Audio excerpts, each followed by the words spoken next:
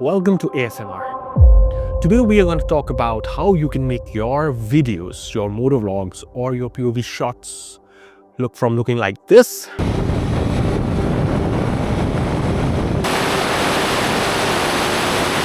to looking like this.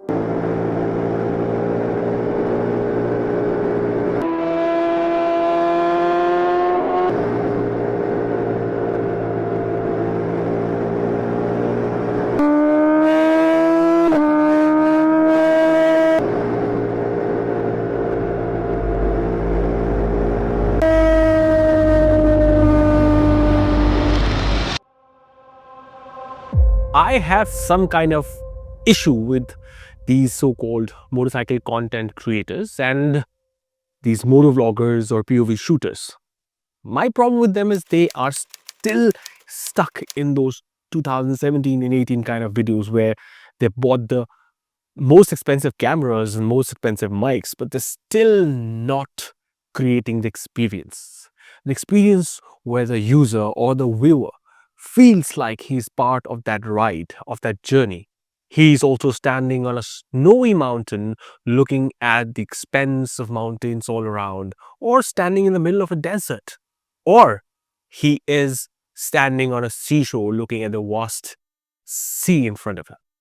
So today, we're going to talk about how you can create experiences rather than just videos. Stay tuned. All right, the first things first. Now look at the camera that I use. Now this is one of the most important aspects of creating a video because this is what creates a video, But there are a few things that you need to take care of whenever you're using any action camera. Now I don't endorse any particular brand or any particular model, but if you talk about me, I use the Action 4. Yes, I still use this. I don't have the 5. I don't want to take the 6 or GoPro or Insta because the color science that I get out of this, and especially when I take RAW and that's what I really shoot in, I think this is the best output that you can get. It's 4K. I use 60 frames per second. 60 because that's the most amount of information that I would want to avoid any kind of jitters, any kind of movement, which the ND filter would not be able to sustain. And also I would want enough light. I would get the 180-degree rule, which means I would shoot it at 120. And that would be my ideal way to shoot it. The only caveat here is always shoot in RAW, because whatever LUTs or whatever color science that you want to put in, and we'll talk about that, the RAW files are the best way to get those beautiful motion blurs and those amazing skies. People generally use ND8 or ND16.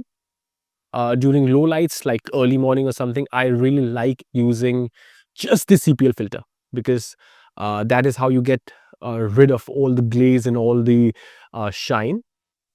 But if there is enough sun and the day is much brighter, I generally use ND8. That's about it, not ND16, because that really subdues a lot of colors. So these are my ideal settings. All right, now let's look at the mount.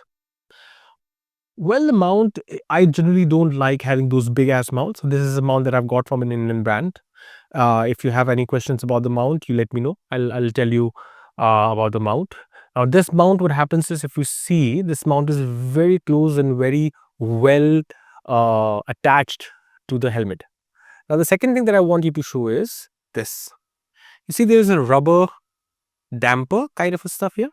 Now a lot of people don't pay a lot of attention to this, but I do, because this is a damper which really helps dampen your movements while on the motorcycles and especially on high speeds. So I think this is very important and everyone should have something like this. You get these mounts on Amazon and stuff, and get those and put these dampers on all your motorcycle mounts.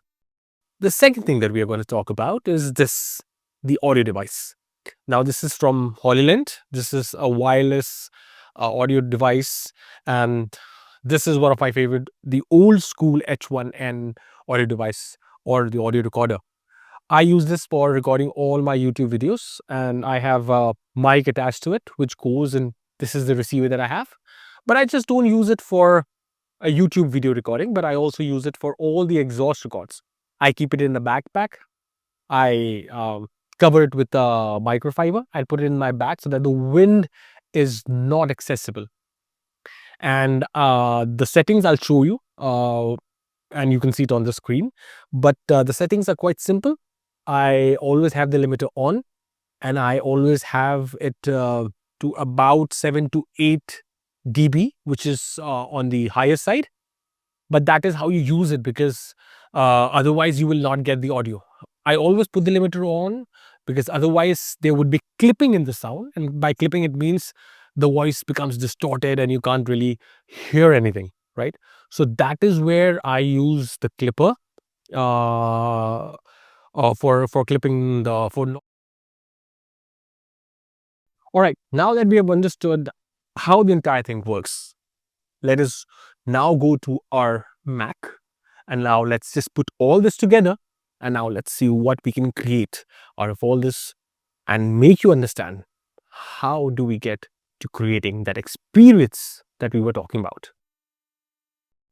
So once you import uh, the entire video and the audio, and we'll go to the audio just in a second, but once you import, you'll have to get the LUT uploaded.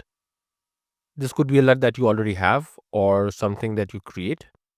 And as per the imagery, you can also make changes in the existing LUT. I have my own LUTs that I've created. This is the exposure value and stuff like that, and the lighting. But what we can do is also create, have existing LUTs and then do changes in it. I generally play with the kind of shadows, tint, exposure, contrast is something that I really work with. And you can also stack one LUT over the other so that there are changes in the existing video. Now, there is a caveat. Always make changes in the video itself. Don't create an adjustment layer and create changes in the adjustment layer. That's the number one thing. Now, once you have done the video, we'll go to the audio. I use this software called the RX, and you can use this. I use this to repair the audio of the exhaust, and then I also use to amplify the audio if there are certain parameters which needs to be adjusted. I look at the loudness control because there are a lot of factors at play. So you really have to look at the output of the audio and then understand what you need to do. What I also do is I take care of the wind buffeting, because no matter what you do, there would be wind. And once you do that, you can export it into 32-bit and get that uploaded on the desktop. Okay, now by now you would have understood what is my workflow, what are the things that I use, and how do we create that beautiful environment and experience that we were talking about. If you have any questions, please let me know in the comments and I will try and answer all of them. I will need a lot of support. I need a lot of subscribers. I need a lot of likes. And I am abashedly asking you for subscribers. If you are looking at this video, please have a look at my other videos. And if you like, then please subscribe to my channel. It really gives me a lot of hope, and it will help me keep on creating such videos. Till the next time we see you at ASMR. See ya.